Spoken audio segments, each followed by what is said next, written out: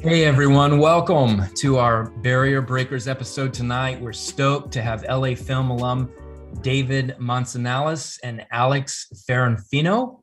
I did not roll the R's for you there, Alex. I'll work on that. You're So good, glad dude. to have you here tonight. Tonight we just want to get to know more about them, know more about their journey into the entertainment business, their successful production company, their film work that they've done and are currently working on. And we want to tell you, the viewers tonight, if you have questions, please drop them in the chat and we'll get some of those questions here in a bit. We'd love to hear your questions and give them an opportunity to talk to you. I was going to read your bios, but you know what? I know everyone would just rather hear from you and to put you on the spot, but we'd love just to hear a little bit about your journey, what you're working on, and a little bit about who you are. So David, you want to start and jump in first? Oh man! All right, I'm on the hot seat, guys. David Mansanalez. Before joining the film industry, I was in the military for just under 6 years, and after that, I was like, "Yo, I'm gonna try to join this industry." And I was looking at different schools, and when I got out, I did a tour of different schools that have film programs. And what I had learned for myself, being in the military and being hands-on, that was what grabbed me from the tour that I took at the Los Angeles Film School. Mm. So it was just on from there. Like once I got there, I always had a knack for film, but I didn't really know what I liked and what was my specialty. But being around so many creative students and instructors that actually work in the field and have a background, not just someone that read a book and is going to tell me how to make a movie but never made a movie, is inspiring, you know? So that's how I got to the film school, finished off school. And since then, day to day, I coordinate for some reality shows, from Bachelor to Red Table Talk and a few others. Because in this industry, you have to connect and you got to constantly move. Even if you say you're the director or the writer, if you're not at that position yet and you need to pay the bills, you got to connect. And it's all about making those connections and working in other positions, because then you still learn your trade. So that's what I do for my day to day. And then with Alex, we have 4 ways. I am still an aspiring writer. I know I've written some stuff, but I'm not where I want to be yet in my career, but I'm still working at it. Alex and I, we've done quite a few projects, but our last 2 are really what's getting us some buzz and seeing the quality work and the content that we want to create. And so I'm here now and I'm excited to talk to you guys. Awesome, David. Thank you. And it's great to meet you and great to have you here tonight. And Alex, how about you? You want to give us a little background? So I've been a film geek nerd, whatever you want to call me, undercover nerd. Since a kid, I love films. I love the escaping the reality and, being in a different world, whether it's from like the Lord of the Rings, Jurassic Park, Terminator, Training Day, just like telling cool stories are pretty dope. And that, as a kid, I got myself like all wrapped around movies and not knowing that fully I wanted to pursue that until the universal lot was introduced to me in my life as a young kid.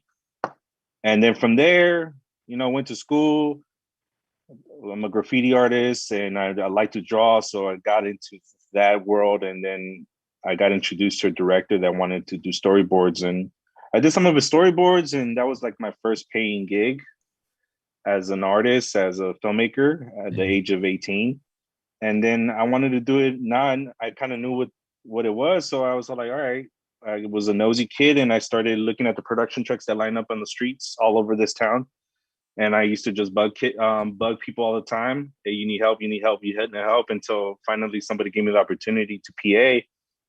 And then I did that for a year. And then I was like, well, if I'm going to do this seriously, and I don't want to feel like I'm asking dumb questions, even though there's no such thing as dumb questions nowadays, I decided to look into a film school. and to just understand the knowledge of what a set is, and not be naive or like be on set, or just like the set etiquette, the protocols, the vocabulary. What is a C stand? What is, all that stuff came to play, and I'm just like sitting there like, oh, what is it? And I'm like, hey, what do they mean? What is that? So I did a full year of just like dibbling dabbling in different departments as a PA, and then I went to the film school and I did the accelerated program. I think it was '09, and graduate early '10, and yeah, that was, the rest was history. That's really, from there it was just been chipping away and just meeting cool people at the film school and working with the school and working with David and everybody that I've met throughout the years since graduation. And here I am now and doing some cool stuff. Yeah, well, thank you for filling us in. It's just so inspirational, to get to meet both of you. David from the military background, and then just coming out of that, and really, from what I've read about you and seeing about your background as a writer, using filmmaking and writing to really cope, with some of the things that you went through. Does that ring true? No, it does. It's funny growing up, just in my environment, the way I was raised, you're not the cool kid to be studious, Mm-hmm.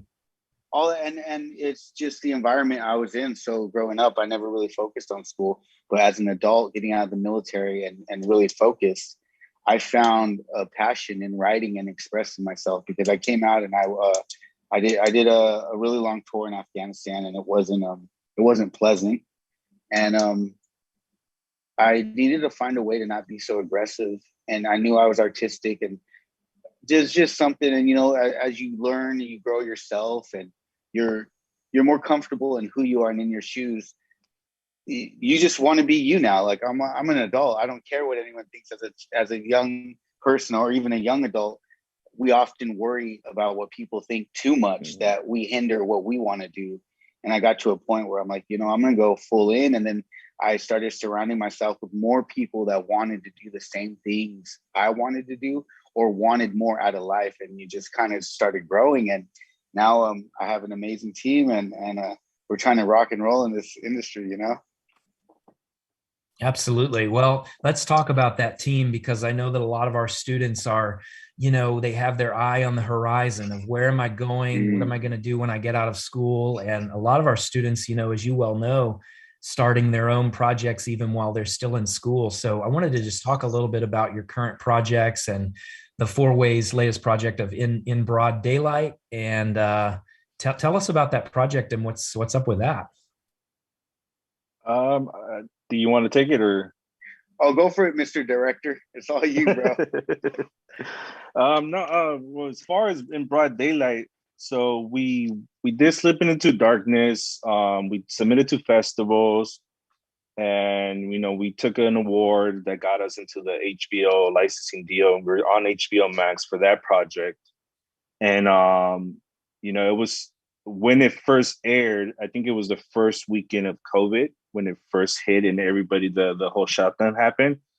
So that year was a very hard year for us, because we feel like we're a little bit on top of the world, and then it just went crumbling down, and we had to start from scratch. So In Broad Daylight was kind of like the kick in the butt to be like, let's do another one.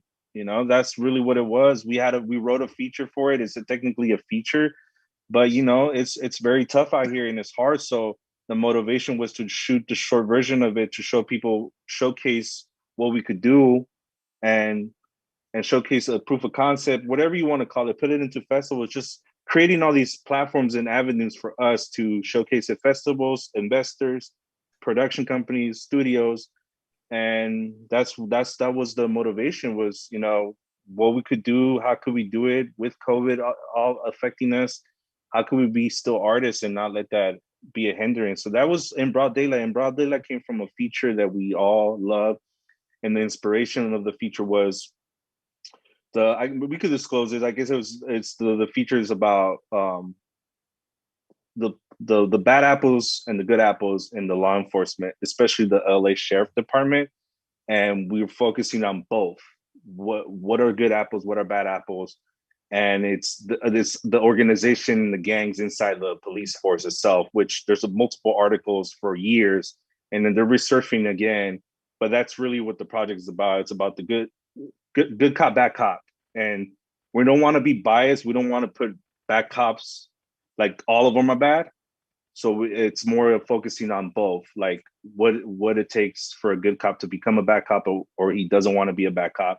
So it's the tug of war, and that's what we're showcasing in this short film. Is that's our reality. I've dealt with those type of cops myself. David has.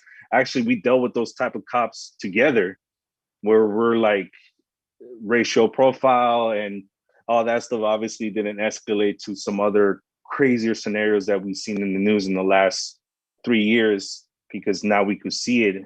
But yeah, so it's just, we felt like we had to tell that story and put a voice to it.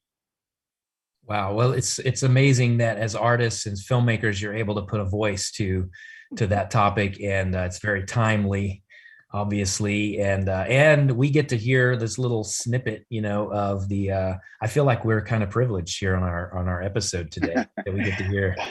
Yeah, I think this is the first time we actually talk about it. All right. Yeah. Nice. Well, it's leave it to breaking barriers, barrier breakers rather.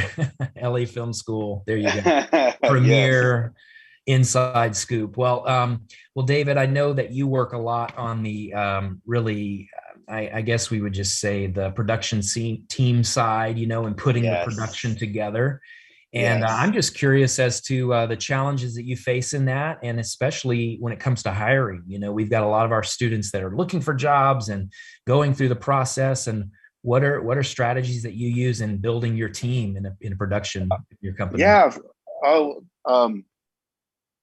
Well, let's see. One thing we do is if you're a student here, we actually hire a lot of people. A lot of our people on set are Los Angeles Film School grads that are currently pursuing the career. I feel like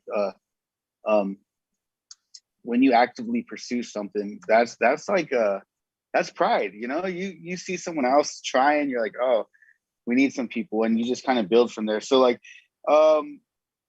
we have our go-to people that we work with, but this industry is probably the only industry that I've been in that is literally word like referrals. Like if you're cool to work with and to be on set with, and you know what you're doing, you can get hired. Like I've never been asked, hey, what school do you go to? I've had maybe that conversation if we're talking, right? But no one's ever been like, hey, where'd you graduate from? Like, no, it's like, yo, I'll get a random call and say, hey, I'm a producer on this project. So-and-so gave me your number and said, you've been working on this, and this. Are you available these dates? Can we talk more? So it is about carrying a positive attitude and just being fun to work with, because honestly, I would rather choose, like, obviously you want everyone to be professional and bring their A game. Different people work differently. Some people are high strung people when they work. Other people are super relaxed. So, but at the end of the day, I like to work with pleasant people. Like, if I'm going to be on set with you for a week or so for 12 plus hours, I want to smile when I see you, so that's one key thing on my end. Like, I'm pretty easy to get a hold of. I'm always on social media. I'm always through social media, even for actors and stuff. I love to keep like who's hot and who's new, like whether it's acting. Even when we start with PAs and stuff, it's always, like I said, referrals. Like, hey, I'll hit up some of my producer buddies or just people that I trust. The say, school. hey, the school. We hit up the school quite often to say, hey, we're looking for PAs.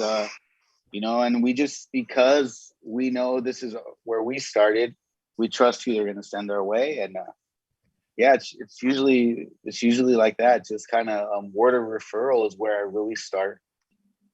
Well, one question that I have kind of to piggyback off of that is, we oftentimes hear our students, say, oh, I don't want to get locked in to a certain position. So I don't want to keep that job because then that will be my job forever. And you said a moment ago, that you did a lot of different things coming into the industry, but what would be your advice there? Well, Al, you want to go? I'll go, but I know you have something to say too. Well, like for me, for example, I'm my trade for the last, since I graduated 2010, since I graduated, I've been in the camera department as an AC, worked my way up as an operator, and it's been almost 10 years now of doing that. And I'm a union. I'm a member in the union, so I do union shows. And the only reason why somebody will get stuck, and it's not a bad reason, is because you're making good money. Yeah, or you're good at what Really. you do. And some people, that's all they wanted to do, and that's great. That's they wanted to be in the camera department. They want to operate, frame. They want to move forward. Maybe they want to be a cinematographer at one point. That's cool. But I had that feeling a year before I did Slipping Into Darkness, which was 2017. Where like, oh, I feel like I'm getting older, and there's no timestamp. Like that's one thing that people like to do. Oh, I need to do this at a certain age. Forget all that. At least from my experience, that doesn't work.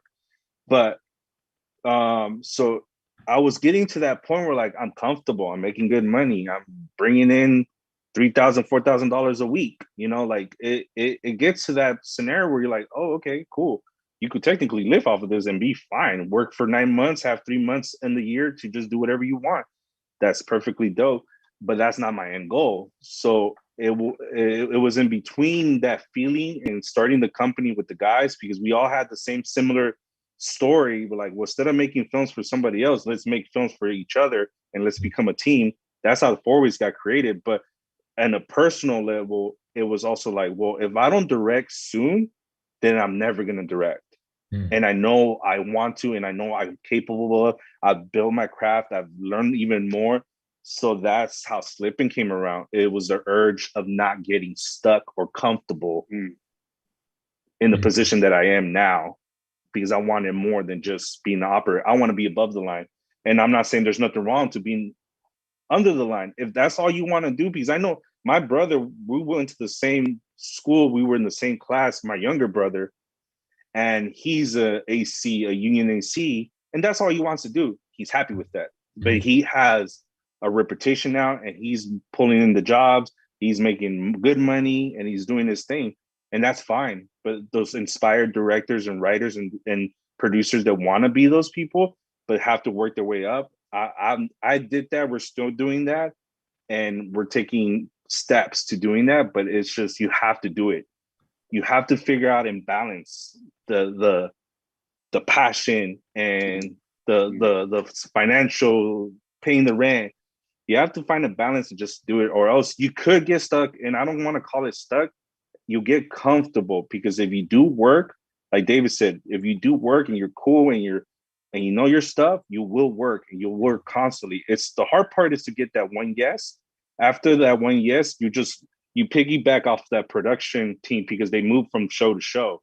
So they're I call them leeches. They're like, once they're done sucking the blood on one production, they go to another one as a unit. They take everyone else. Yeah. So it's funny, but it's like they're little parasites, but the best parasites, because they move the industry, they move the team and the production. But no, it's just finding the balance and really focus. I think it's focus and determination, and not losing sight of the end goal, even though you have to work at, excuse my language, guys, work at a fast food joint, or do PA jobs for a while, or you're teaching somewhere. It doesn't matter what the job is, as long as you know the end goal and you don't lose sight from that. It's proven, it works. It's just, you have to do it. And I'm just saying that because I've gone through that. And it's very tough. You can get comfortable, not stuck, comfortable. Right. It makes sense. Makes sense. David, did you have anything to add to that? No, okay, maybe I do. But yeah, I was feeling the same way. I still coordinate. I coordinate for a lot of reality shows, because that's my bread and butter. And for some reason in that reality world, I can't seem to move up. right? So that's why. But I don't aspire to be a producer on reality. There's nothing wrong with that, but my niche is I want to do feature films. I have full on stories that I see cinematic. When I love going to the movie theaters. I'm glad movie theaters are opening back up, so that's always been my goal. So to work, I do the production coordinating, and for a while I just didn't see it. I was working there and I was like, man, they're not hiring me I don't know what I gotta do. I can't even get an associate producer. I've been with these different companies for days, but they know my work. Why change a good thing? So this guy knows how to coordinate the shit out of stuff. He'll get it done. He does all the logistics. We're good with him. They didn't see an avenue. So I said, well, at the end of the day, why am I crying here? I want to do movies. So bro, let's do our own movie, and that was what we did. We're like, hey, essentially, it's not like we're working on features and then not moving up. We're working because LA has a lot of reality goes on in LA. A lot of non-scripted. There's a word, non-scripted. Hey, and don't knock the non-scripted because you make more money on those shows. Yeah, pays good. They're short runs, and you meet a lot of people that are doing a lot of things, and that's how you connect and stuff. But I knew, okay, I eventually want to do features. We have to showcase what we can do on that road. So essentially, you just wear two hats and you learn to wear. That's why I said I've done multiple jobs, but the more you know, it just tightens you up. Like if you're a producer, if you know camera and you know production and you know this, you understand what your team needs. If someone's coming with you with some bogus stuff, you could also stop and say, no, I know this could be done, because then you're not unrealistic either, because you're not expecting something that they can't do. So the more you learn about each department, the better you are at your job, Yeah, makes sense. Makes perfect sense. Well, it's not always a linear journey, right? Exactly. To get where we want to go. And so,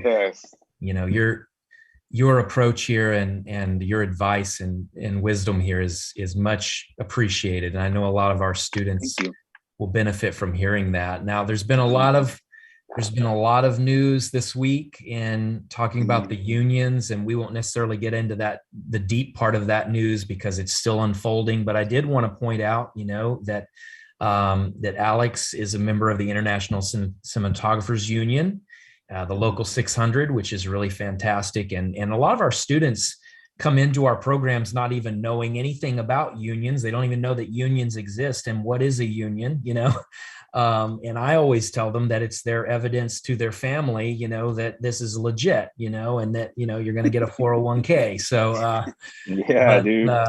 But what perspective can you bring here, Alex, to tell us a little bit about unions that our students might benefit from today?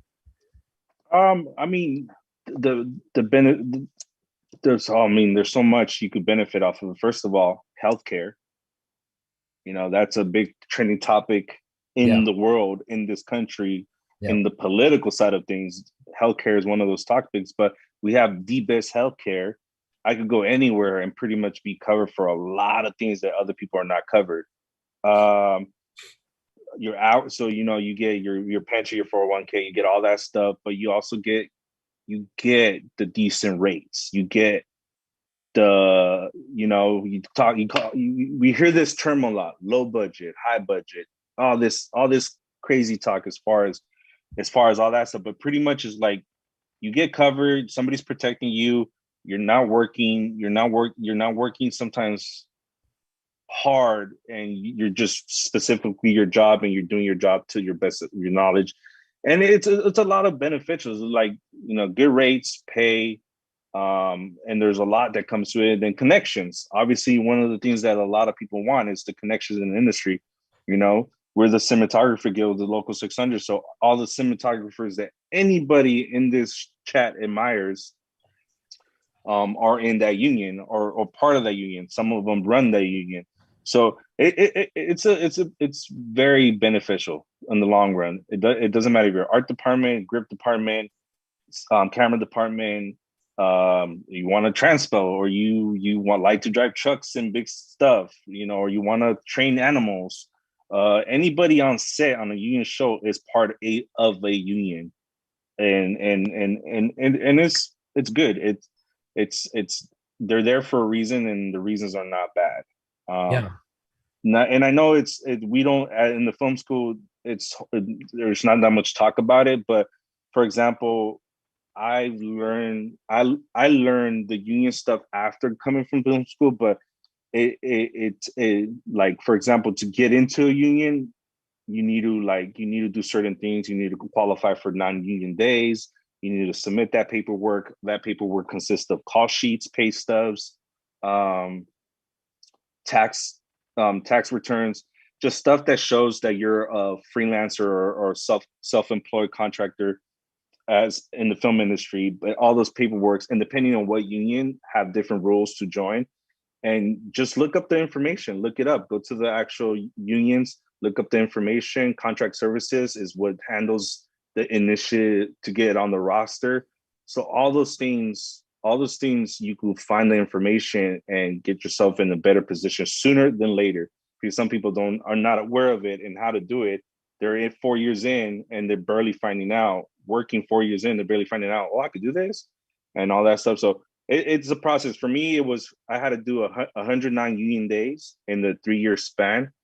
And then I had to prove all those 109 union days. I had to prove the hours with pay stubs, call sheets. So even in school doing thesis or shooting projects, those call sheets, save them, because it was a shoot and you put in the work, and that considers as one non-union day.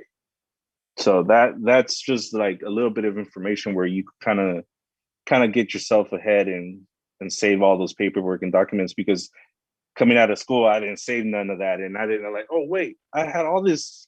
And, so just save the call sheets, save them, print them, put them in the folder, pay stubs, make sure if you're getting paid. If you're doing it just for the experience, that's cool. There's nothing wrong with that. But if you're getting paid, make sure you get paid cash or have some type of letter saying that you got paid. Just confirm that you did the work. Mm-hmm. Well, that's great advice. And in terms of being independent filmmakers, so when you set out to do your own films, how does the union affect your ability to work or not work for yourself? It's tricky, but it's not crazy. You just I think the funny part is, subconsciously, once you're in the union, you function like a union member. So you make the set, at least for me and David, when we produce, and David could speak on the union when dealing with SAG and the Writers Guild and all that stuff. And you could work on non-union shows, but it's almost like self-consciously you function like a union show. So if something comes up, or protocols come up, or there's a concern, we work them as a union show, even though they're non-union. Like all the shorts, they're low budget shorts that we've done so far, but they're technically union shows. And David made that happen through SAG. So you could work with SAG actors, and David could touch on that.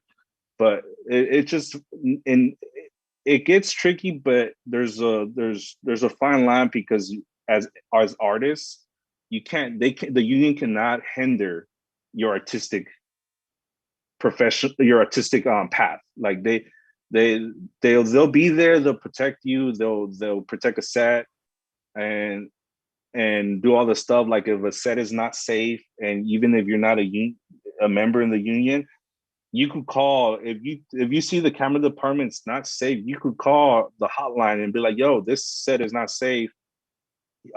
Check this out. You should come in, so all that. So we function like a union show, even when they're not union. And that's how we cover our butts. Well, I'm glad you mentioned the safety side of things, because I know that beyond just the pay rate and the benefits of insurance and all of the different aspects of that, safety is also a huge part of the union. So I'm glad you brought that in as well.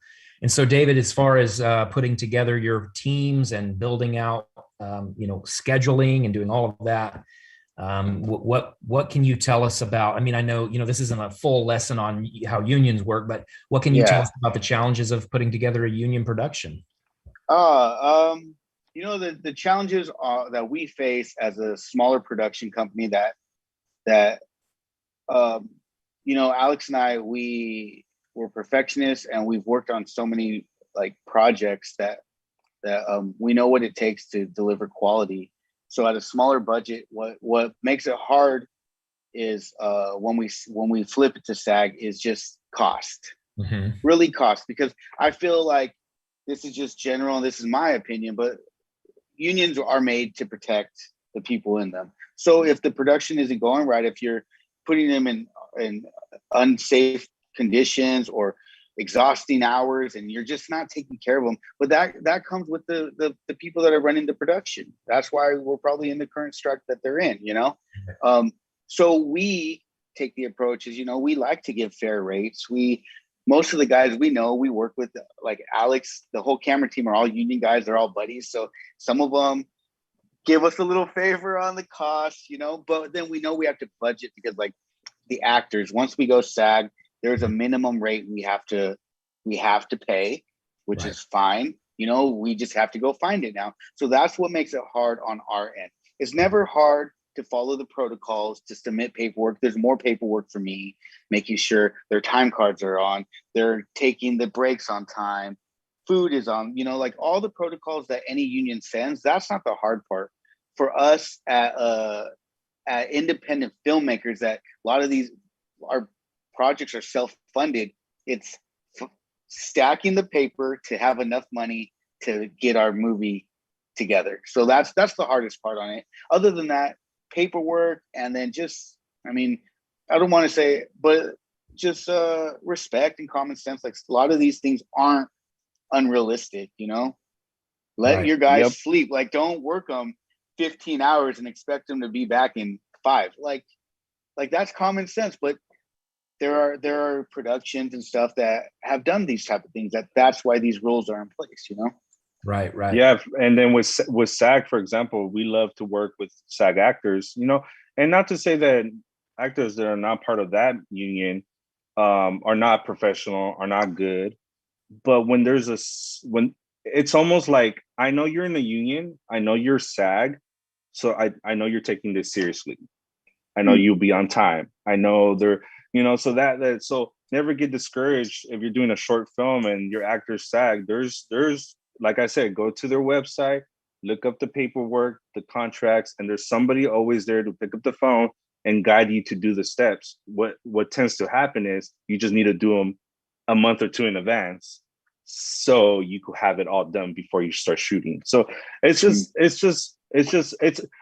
consider unions like the shield to the liability on both ends. You know what I mean? Like, they cover the production, but they also cover the person. So it's like a shield, just to be like, yo, they're like, this is not cool. This is not cool. This is not cool on both ends. So yeah, we could go for hours as far as like in depth and all that stuff, but the knowledge is there. It's on the internet. It doesn't take that long to just go read a couple articles or a couple pages of a website, just to like kind of understand what's going on and what they're about and what unions are what, or especially like also like, if you're in art department, if you want to be a set dresser or a production designer, that's a whole different union, so there's multiple unions. So if there's a niche or there's a place that you want to be in the industry, start looking up those unions and get ready for those moments. Right. Well, very helpful. And we do, at the LA Film School, we do teach in our entertainment business program, to a certain extent, a little bit about the unions. So we do have a little bit of curriculum that, Nice. is geared toward that to prep our students, some of our students, especially the ones who are going into the producing side. Yeah. Now, we have, if you're watching here online today, we would love to hear from you. If you have some questions, put them in the chat. And we have a question from Mario. And he's asking if are there Latinx filmmakers present in your union? So what's the percentage? All right. Well, Mario, great question. So, our first film, Slipping into Darkness, won HBO's first ever Latinx short film competition. Yes. So outside of Alex and I both being Latinos, that's something that we actually push for, and that's a cool question for you to ask. To me, I just see myself as a writer, but in this industry, there's right now, Latinx is the hot commodity. A lot of things are picking up. So Alex and I are going to use who we are to our advantage. So we do hire a lot of Latinos, but I don't know a percentage. Maybe 50, maybe more. Yeah. But I hire whoever I can that I know is going to get the job done. It's great to work with, going to do it. But I mean, I'm Latino, so I know a lot of homies, right? So I'm like, hey, I know this guy. I'm gonna holler at him. I know him, So, but I don't really gear that's not an agenda of mine. Even though I am Latino, I am Latinx. That just isn't one of my parameters that I say, okay, I need X amount. But I think I generally look for it anyways because I am Mexican. So I'm like, well, hey, look at this guy trying. And that was something that I actually pushed in the first film. When we won the award, I told them I like that I'm tattooed up and stuff because people don't see me as above the line. A lot of people see me as the grip guy or the dude driving the truck. They just assume it because of my look. Where I feel like that we're way past and beyond that. So so that was something I pushed for. To piggyback off on David's answer, a lot of people assume, and I think I'm going to answer your question was, what's the percentage? I feel like above the line is very low still. Under the line, it's very high because there's, like you said, there's a lot of grips, a lot of G&E, a lot of camera department, bro. Camera department, construction. Yeah. There's a lot of brown guys and a lot of brown girls that look like us, and we do the work. And I feel like when people talk about the percentage as far as representation in Hollywood, they're speaking above the line, but under the line or below the line, we're there. We're like, I want to say 40% is Latinos, to be honest. Making the movies. There's like, I just wrapped a show and the whole camera department and the lighting department were pretty much Latino besides 2 white guys. So it's there. It's just, I think the question now is more above the line. What's the percentage with the actors, with the writers, with the producers, the showrunners, the executives? Oh, that's a bigger question. And that's like, what's the percentage there? Which it's a little, and then we're chipping away to that. But I feel like below the line, we're there. We probably surpassed it. Right. Well, that's great. And Mario, hopefully you're inspired here by Alex and David today as well. And so it's awesome for you to be here to watch the show today. We also have a question from Mahogany. And she's a great question, Mahogany. How many years did it actively take for you to get into the union? Because, it's not just overnight. We sometimes think, we just go out and fill out a form and boom, we're there. It's not really the way it works. So no. Tell us about that. So my process to join the union 100% was 3 years. 3 years. Okay. I was working good jobs, non-union jobs that felt like union jobs. But the process, because there was 2 options I had. I either had to get on a union show with 30 days, but somebody has to vouch for me from a production producer, DP, and an operator, or sometimes a director, to get on a union show for 30 days. And I could expedite the 109 union days. But that's a very, very hard scenario to do. It's like a right time, right place type of scenario. Right. Or there's actually 3 options. Sorry about that. There's that option. The second option, you're on a non-union show and it flips. And when it flips, that meaning it became union, they either hire a union crew or that crew that was working that show becomes union members. So they get grandfathered in. That's another option. The option that took me longer, and it was 6 years, and out of the 6 years, it was 3 years to get my 109 union days, because I didn't find out that information sooner, of saving all that information, all those call sheets, all that stuff. So it took me a little bit longer. So I did the non-100 non-union days. And then I started a production company. It gave myself the last 20 days because I did my thing. I operated, and that's how I got it took me about 6 years overall to join. Right. And for myself, I'm actually currently trying to work. Well, I'm actively working on getting in the WGA. Like Alex said, I guess I never really focused on the union. I was just like, I just want to make some projects. But excuse me, I recently signed my first writer's contract for a feature that starts here up in November. So what my manager did is in our contract, our writer's contract, the agreement, if you go to, like Alex said, if you go to your union that you want, there's parameters that tell you exactly what you need to do to get in. And if you don't understand it, because a lot of that jargon, you're like, what does this even mean? You could call them. So we wrote in my writer's contract a lot of the terms that WGA is requiring. So I'm close to get it with my 2 projects and where they're at. But with this writer contract, I'm pretty sure it'll help me get in. So we made sure in the contract it's written in that I meet certain deadlines and I execute X amount of pages. So once I get this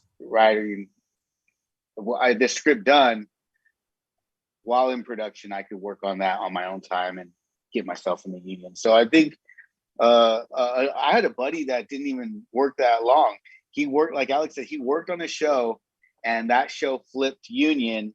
So everyone that was working on that show just were granted in. So, you know, that was the luck of the draw. Not everyone gets it like that.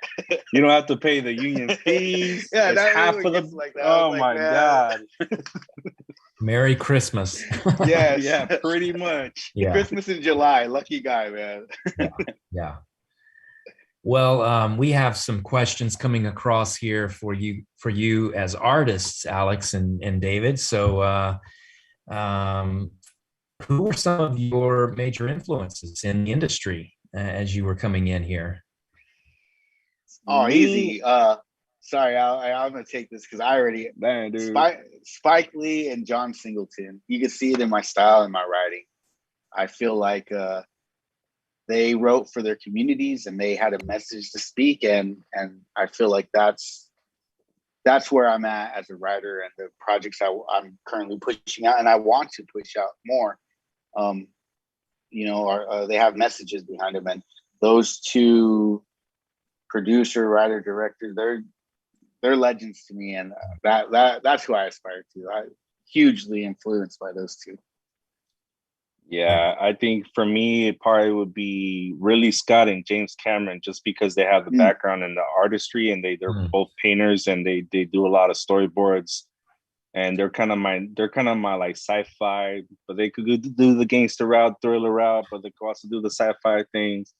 That's those guys are like my guys. But you know, Steven Spielberg, you know, the big wigs, the guys that run Hollywood. No, but most recently, there's a couple upcoming directors and independent filmmakers that I really am a fan of, and I don't want to butcher her name, but she's growing on me. The lady just took the Oscar. What's her name? Drawing a blank. But also, Bigelow, Zero Dark 30. She's dope. I feel like she's underrated. And I like her style too. So it's just a couple of people that I just study. I just study film, and I just look at them film and then watch it one time as an audience, and then I watch it again with no sound. Like I just study films. But also like my team.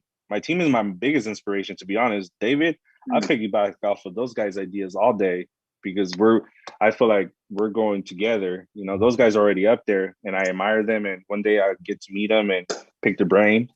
But no, the team that I have right now, we're good. Like right now we're producing I don't know if anybody's a Wu-Tang fan, but for the first time, me and David are producing a music video for him. So RZA. For the RZA, we're doing it this Saturday. So that's pretty exciting, you know? You know, and he got nice. a TV show on Hulu right now that is popping, the Wu-Tang series. And, it's one of those things that we're super excited to just be in that position now because of our hard work to just produce the type of that it came content to us, right? And that's what it is too. Like, you grind, because I'm not gonna lie, I'm so blessed that you guys brought us here to talk. But there's hella times I'm like, I don't even know this for me, man. Maybe I should go try the 9 to 5 route or something, because it doesn't, it doesn't always happen. Like, sometimes you're pitching all the time, or you're trying to get a project out, and you're like, it's a lot of hard work. And everyone should know that part too. You don't always get the sleep you want. You don't always get the results. Sometimes you even if it's good, sometimes it's good and everyone else knows it's good, but whatever the agenda is or the current movement of what people are watching or want, yours just doesn't hit at the right moment. There's just a bunch of factors.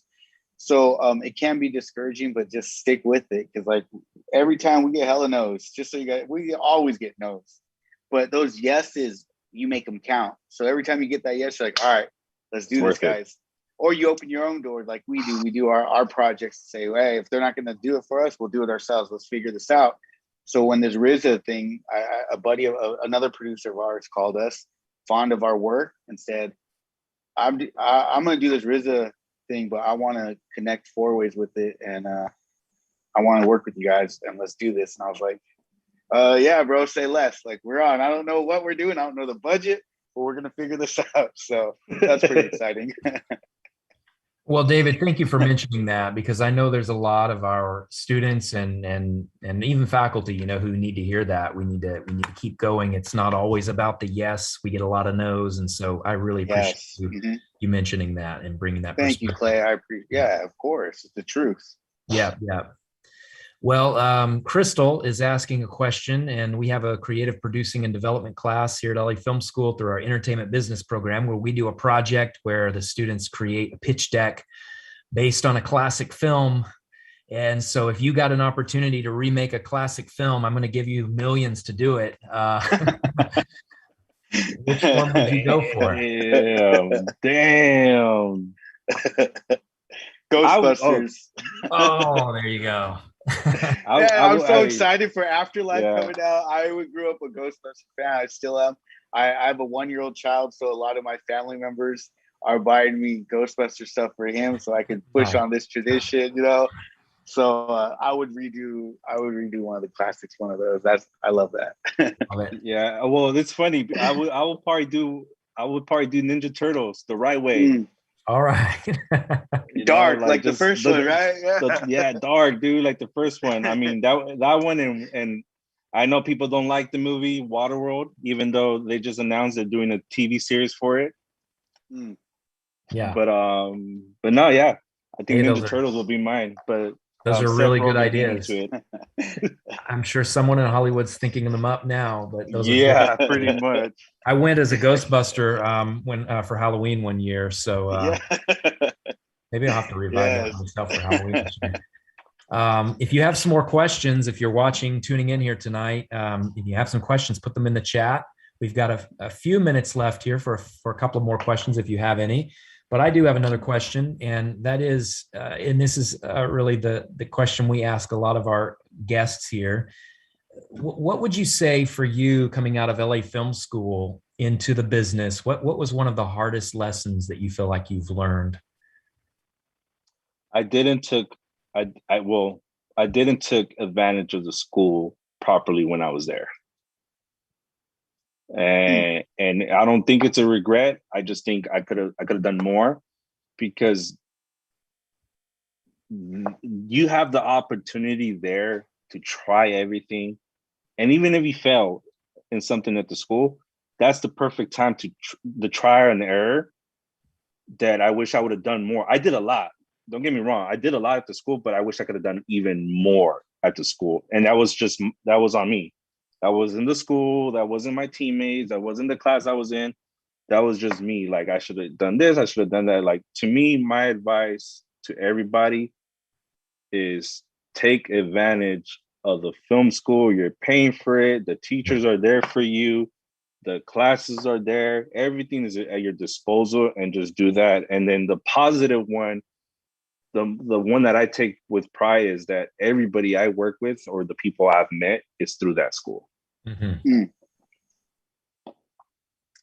All right, David, you're on. I'm on. I thought it was one of the team could answer. No, honestly, I think what I would have networked more.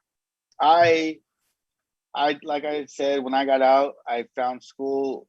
It was fun to be studious, so I like to learn a lot. Like I was at a different mindset getting out of the military and jumping into school, and I found a new love for education, and I like this style of hands-on learning and stuff. So I was really focused on that, and I had a great group, classmates and other people, and I do projects. But I would have networked more. I mean, I'm a big networker now, but it when I got out, I was like, man, I should have talked to so and so. You know, now it's like I'm always trying to.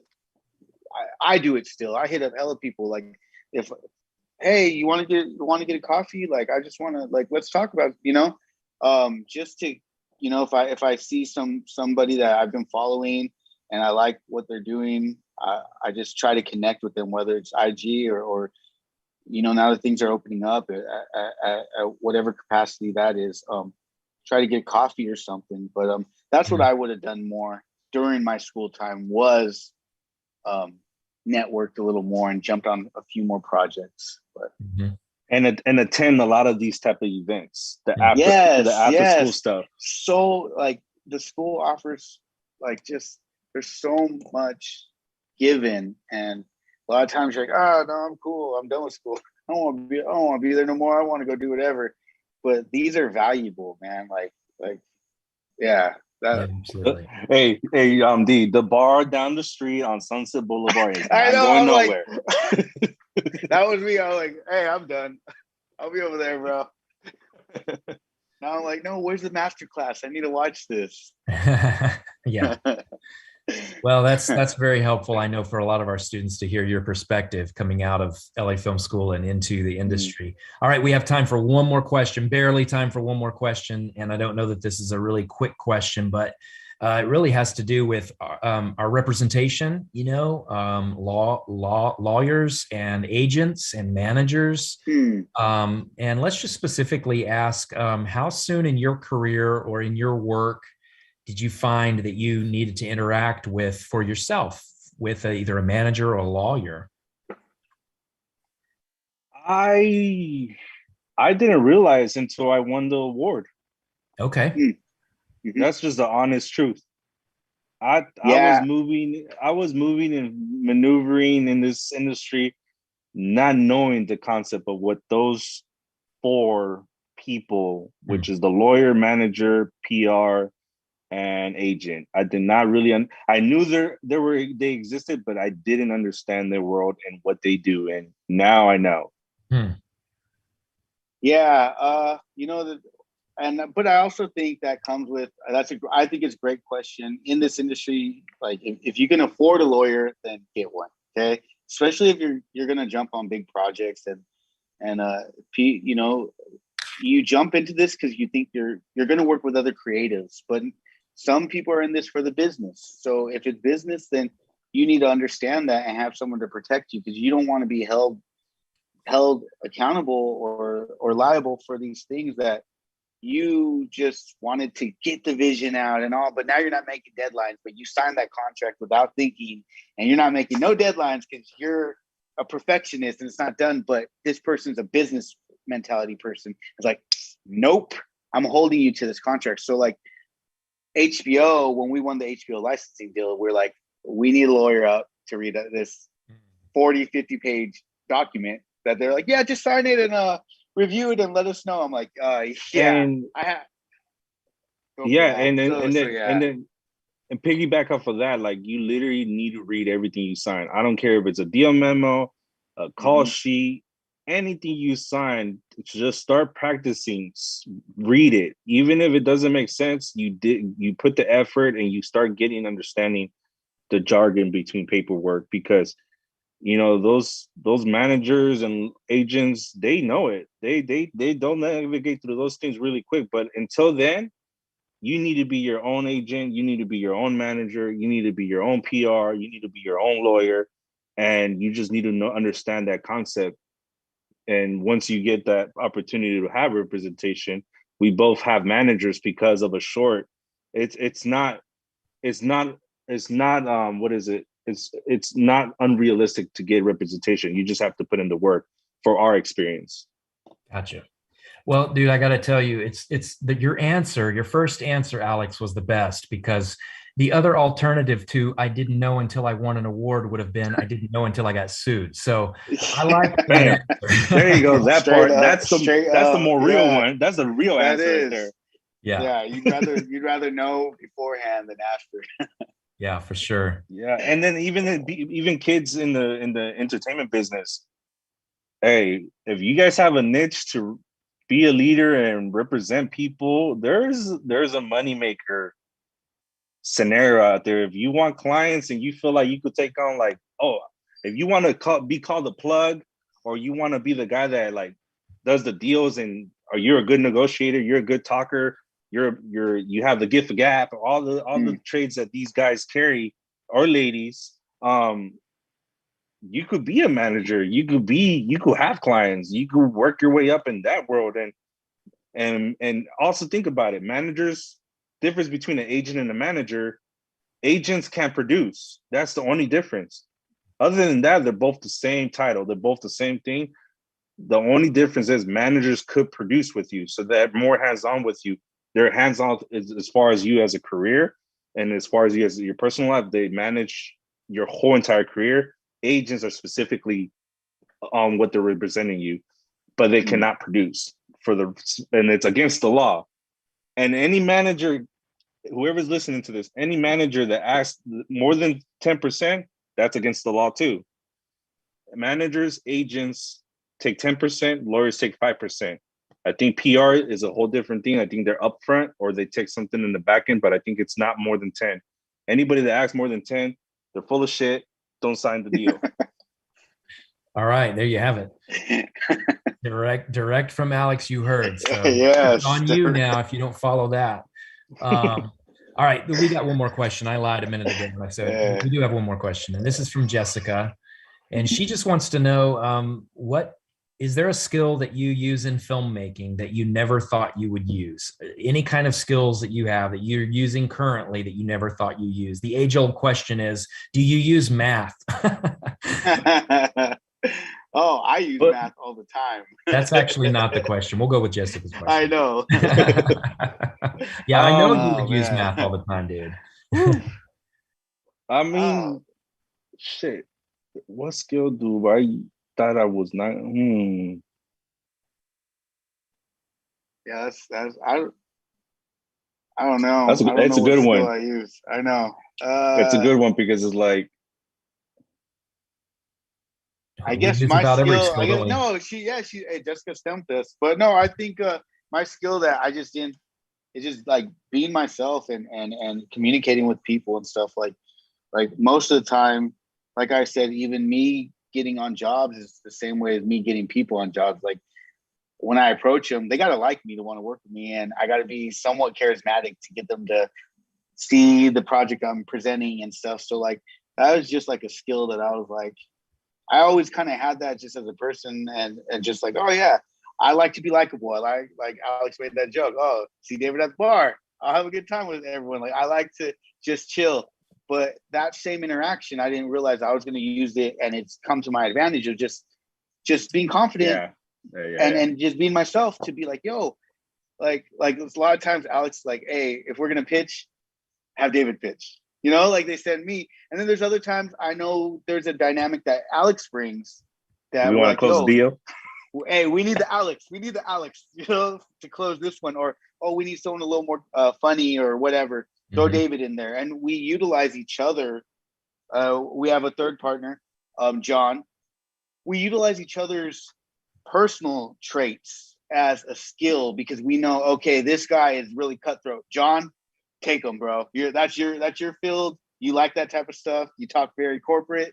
Go over there and you go talk to him. So using each other for when we need each other is our best skill that we use to just get through the day-to-day little negotiating things, you know. I think And I think a skill that I have that I didn't know it's gonna work in my benefit is I wasn't afraid to ask questions or the dumb questions that we think they're dumb questions. That's one. And then another one, my art. Like I didn't thought that the artistry, I knew filmmaking was an art form, but I didn't know like the skills that I just picked up self-taught were the most valuable ones in my career. Like those ones are the ones. But being nosy, that's a skill, and that got me everywhere.